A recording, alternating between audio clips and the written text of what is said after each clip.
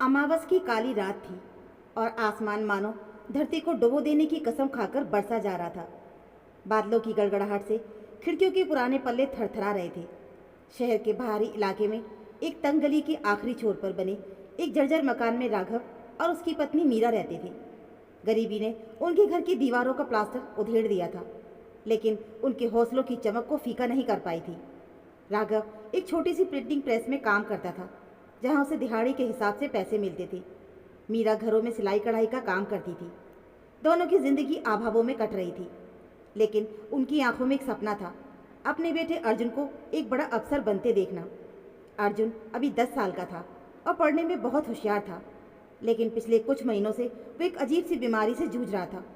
डॉक्टरों ने कहा था कि उसके फेफड़ों में संक्रमण है और इलाज के लिए अच्छे खासे पैसों की ज़रूरत होगी। उस रात राघव और मीरा बहुत बेचैन थे, लेकिन उनकी वजह गरीबी या बारिश नहीं थी। वजह थी एक उम्मीद। 2 दिन पहले राघव को काम से लौटते वक्त एक साधु मिले थे। साधु ने माधव के माथे की लकीरें देखकर कहा था, बेटा तेरा वक्त बदलने वाला है, बस सेवा का भाव मत छोड़ना। उस पूर्णिमा की रात ठीक 12 बजे तेरे घर एक विशेष अतिथि आएगा। अगर तूने उसे संतुष्ट कर दिया तो तेरे घर के सारे दुख दर्द हमेशा के लिए मिट जाएंगे। राघव साधु संतों में बहुत विश्वास रखता था। उसने ये बात मीरा को बताई। मीरा ने भी अपनी माँ से सुना था कि कभी कभी ईश्वर परीक्षा लेने के लिए किसी भी रूप में आ सकते हैं।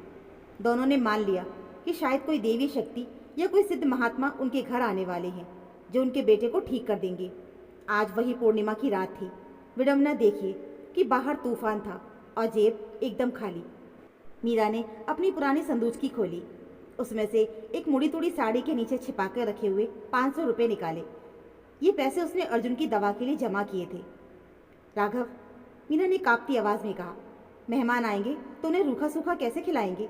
वो हमारे दुख हरने आ रहे हैं। हमें उनका स्वागत राजसी करना चाहिए, चाहे हमारे पास कुछ भी ना हो।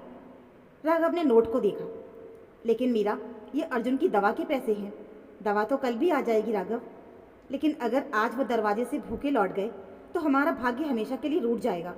तुम जाओ, बाजार से कुछ अच्छा पकवान, फल और उनके ओढ़ने के लिए एक शॉल ले आओ, बहुत ठंड है।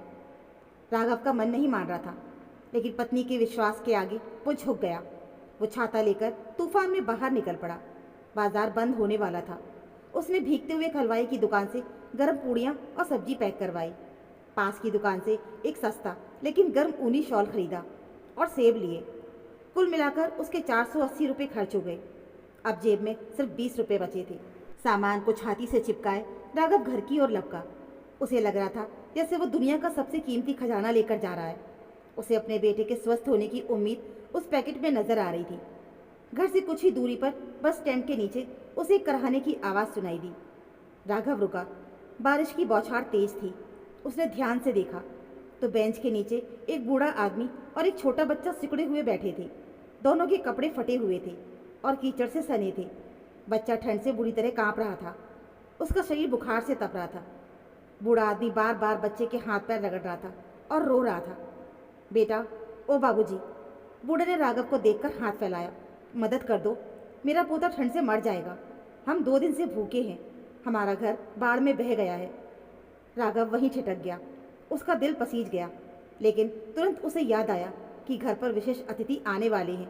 ये खाना और शॉल तो उनके लिए है। अगर ये दे दिया तो घर आए मेहमान को क्या खिलाएगा? साधु की भविष्यवाणी झूठी पड़ जाएगी। उसका बेटा ठीक नहीं हो पाएगा। राघव ने नजरें फेर ली और वो आगे बढ़ने लगा कि तभी बच्चे की एक चीख निकली, दादा, भूख! और वो बेहोश होकर गिर पड़ा। राघव के कदम जमीन में गड़ गए। उसके कानों में अपने बेटे अर्जुन की खांसी गूंजने लगी। उसने सोचा, मेरा बेटा घर में बीमार है, लेकिन उसके सिर पर तो छत तो है, माँ तो है, लेकिन ये बच्चा, ये तो खुले आसमान के नीचे मर रहा है। राघव का अंतर्मन द्वंद्व का युद्ध क्षेत्र बन गया। एक तरफ भविष्य का सुख था तो दूसरी तरफ वर्तमान का धर्म। उसने एक गहरी सांस ली। उसने आसमान की तरफ देखा, मानो उस अदृश्य शक्ति से वो माफ़ी मांग रहा हो, और फिर वो मुड़ गया। वो उस बूढ़े के पास गया। उसने खाने का पैकेट खोला। गर्म पूड़ियों की महक से बच्चे की आंखें खुल गई। राघव ने अपने हाथों से बच्चे को खाना खिलाया। फिर उसने वो नया खरीदा हुआ ऊनी शॉल निकाला और उस कांपते हुए बच्चे को उठा दिया। बचे हुए सेब बूढ़े के हाथों में रख दिए। भगवान तुम्हारा भला करे बेटा। भगवान तुम्हें बहुत दे। बूढ़ा आदमी रोते हुए खाना खा रहा था। राघव ने अपनी जेब टटोली। वो बचे हुए 20 रुपये भी उसने बूढ़े को दे दिए। बाबा, इससे सुबह की चाय पी लेना। अब राघव के हाथ खाली थे, ना खाना, न शॉल, न पैसे, सिर्फ एक भीगा हुआ छाता था। वो भारी कदमों से घर की ओर चला। उसे डर लग रहा था कि मीरा क्या कहेगी, वो मेहमान क्या सोचेंगे। जब वो घर पहुंचा तो मीरा दरवाजे पर ही खड़ी थी। उसने राघव के खाली हाथ देखे। सामान कहाँ है राघव? मेहमान आने वाले होंगे, मीरा ने उत्सुकता से पूछा। राघव की आंखें भर आईं। उसने मीरा को सब कुछ सच सच बता दिया। उसने बताया कि कैसे उसने विशेष अतिथि के लिए लाया हुआ सब कुछ उन भिखारियों को दे दिया। मीरा एक पल के लिए चुप रही। राघव को लगा अब वो चिल्लाएगी, रोएगी, लेकिन मीरा की आंखों में एक अजीब सी शांति उतर आई। उसने अपने पल्लू से राघव का भीगा हुआ सिर पोंछा और बोली, राघव, तुमने सही किया। अगर तुम उस बच्चे को तड़पता छोड़कर आ जाते और यहाँ हम किसी महात्मा को 56 भोग खिला रहे होते तो वो निवाला मेरे गले से नीचे नहीं उतरता। अतिथि तो अभी आए नहीं हैं, लेकिन इंसानियत तो हर पल हमारे साथ होनी चाहिए ना। राघव ने राहत की सांस ली। लेकिन अब क्या करेंगे मीरा? खिलाने को तो कुछ नहीं है। हमारे पास खिचड़ी है ना, मीरा ने मुस्कुराते हुए कहा। हम और अर्जुन रोज वही खाते हैं, मेहमान को भी वही खिलाएंगे। अगर वो सच में ज्ञानी होंगे तो भाव देखेंगे, पकवान नहीं। दोनों ने मिलकर सादी खिचड़ी बनाई, घर साफ किया और इंतजार करने लगे। घड़ी ने 12 बजाए। हवाओं का शोर बढ़ा। दरवाज़ा खटखटाने की आवाज़ आई। राघव और मीरा दौड़कर दरवाजे पर गए। दिल जोरों से धड़क रहा था। दरवाज़ा खोला तो सामने कोई साधु या महात्मा नहीं थे। वहाँ एक पोस्टमैन खड़ा था, बारिश में पूरी तरह से भीगा हुआ। उसकी साइकिल पंचर हो गई थी और वो हाँफ रहा था।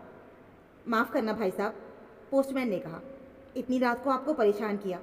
मेरी साइकिल ख़राब हो गई है और शहर जाने का कोई साधन भी नहीं है। बहुत ज़ोर से बारिश है, क्या थोड़ी देर आपके बरामदे में सर छुपा सकता हूँ? राघव और मीरा ने एक दूसरे को देखा। क्या यही वो विशेष अतिथि है, एक साधारण डाकिया? निराशा तो हुई, लेकिन उन्होंने उसे अंदर बुलाया। अरे भाई, बाहर क्यों, अंदर आ जाओ, राघव ने कहा। उसे तौलिया दिया और मीरा ने गर्म खिचड़ी परोसी। पोस्टमैन बहुत भूखा था। उसने तृप्त होकर खाना खाया। भाभी जी, अमृत जैसा स्वाद है, उसने कहा। बातों बातों में पता चला कि वो शहर के बड़े अस्पताल से कोई ज़रूरी दस्तावेज लेकर आ रहा था, लेकिन रास्ता भटक गया था। जब वो जाने लगा तो उसने अपने थैले से एक लिफाफा निकाला। अरे भाई साहब, मैं तो भूल ही गया। मैं इसी मोहल्ले के पते पर एक चिट्ठी देने आया था, लेकिन अंधेरे में घर नहीं मिला।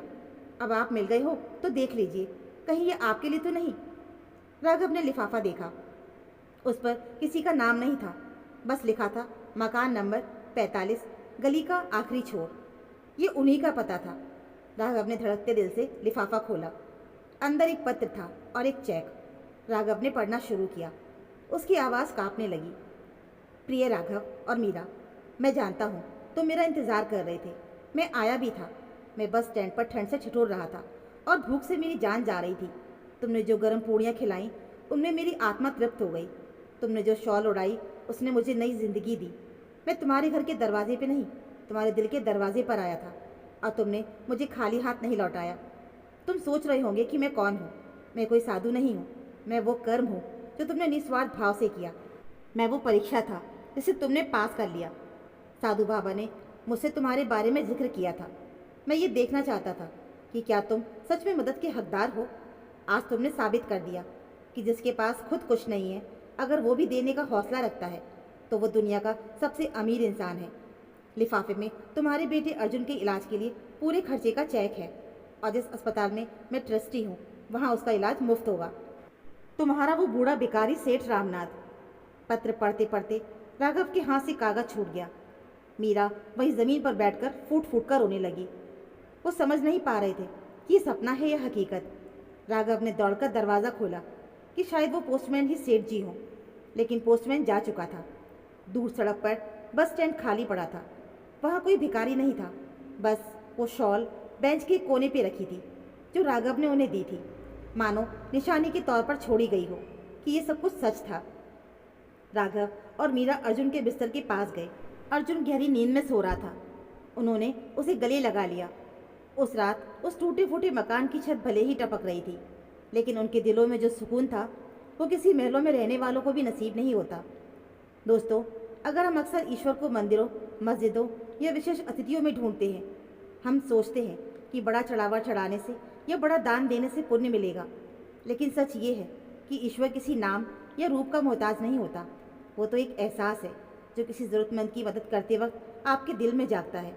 राघव और मीरा वास्तव में गरीब थे धन से, लेकिन उस रात उन्होंने साबित कर दिया कि अमीरी बैंक बैलेंस से नहीं बल्कि नीयत से होती है। जब आप अपनी ज़रूरत को मारकर किसी और की ज़रूरत पूरी करते हैं तो वो त्याग सीधे परमात्मा तक पहुंचता है, बिना किसी बिचौलिए के। जीवन के अंत में हमारे साथ ना तो हमारे द्वारा कमाए पैसे जाते हैं, ना ही हमारे पद या प्रतिष्ठा। हमारे साथ जाता है तो बस वो एहसास जो हमने दूसरों को दिया है। क्या हमने किसी के आंसू पोंछे? क्या हमने किसी भूखे को खाना खिलाया? यही वो असली पूंजी है जो परलोक में काम आती है। इसलिए अगली बार जब कोई ज़रूरतमंद हाथ फैलाए तो ये मत सोचिएगा कि आपके पास कम है। ये सोचिएगा कि शायद ईश्वर ने आपको चुना है उस व्यक्ति की मदद करने के माध्यम के रूप में, और कौन जाने कब किस रूप में नारायण मिल जाए। उस रात के बाद राघव और मीरा का जीवन बदल गया। अर्जुन का इलाज हुआ और वो स्वस्थ हो गया, लेकिन वो कभी नहीं भूले कि उनकी सबसे बड़ी संपत्ति वो 20 रुपये और एक शॉल थी जिसने उन्हें दुनिया का सबसे बड़ा खजाना दिया था। तो दोस्तों, ये थी हमारी आज की कहानी।